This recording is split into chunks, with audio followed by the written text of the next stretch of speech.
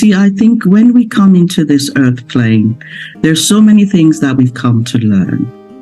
And there are certain things that we feel are thrown at us, are not what we would prefer, but they are actually stepping stones to get us to be somewhere on that journey.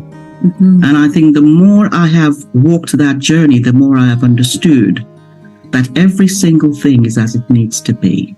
Mm. You know, I can say that now in retrospect, looking back at my life and seeing how everything that has happened, being a stammerer, mm-hmm. being someone who suffered from childhood sexual abuse, someone who lost her father and had to depend on my mother, who was having, a single mother with 4 kids in a very patriarchal society, because I was brought up in Nigeria. Mm. So that was a very difficult childhood. But all that made me very resilient. It made me determined to understand, what is this world really about? What am I here for? And I happened to have a mother who was a librarian, so there were books in every room in the house. And when I turned 11, I read a book. I found a book on the shelves called Who Am I? Mm-hmm. It was titled Who Am I? And it was written by Ramana Maharshi. And it really set me up to understand that there are 2 selves. Mm-hmm. If you ask, who am I? There is the God self, then there is the ego self. So that's what kicked me off on this journey of understanding self from a very young age. And it sowed a seed in me. I didn't understand what I was reading fully. I did not know who Ramana Maharshi was at the time. But it sowed a seed and it began to germinate. So I started out with that degree of trauma, feeling left out, feeling odd, very limited self-worth, because that's what abuse, childhood sexual abuse does. Well, any kind of abuse as a child, physical abuse, it robs you of your self-worth. Mm-hmm. You really do not know who you are. And it's been a journey, because sometimes we learn what we want by experiencing what we don't want. Because I really believe that there is this God self within us. And when we become aware of our God self, we can distinguish that God self from the ego self, which is where we have a lot of our different identities and personalities, and everything is as it needs to be, because this ego self is what we need to navigate this earth plane that we're in. So really my work is about helping my clients to really come to understand that ego self very well, which is what I have done. My journey has been it's ongoing, understanding the ego self and really coming to allow that God self to drive the day to day using a range of spiritual tools and practices.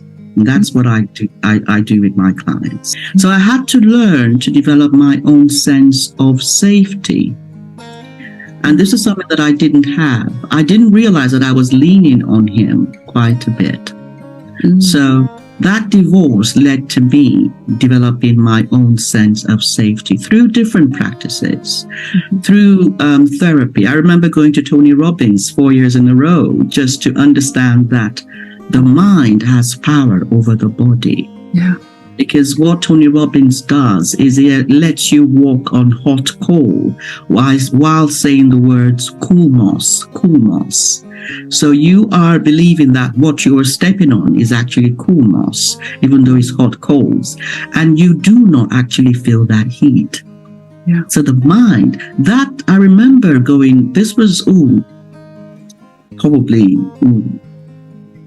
20 years ago or something, I can't remember now. Wow. Where, I learned that you can actually have beliefs in your mind mm-hmm.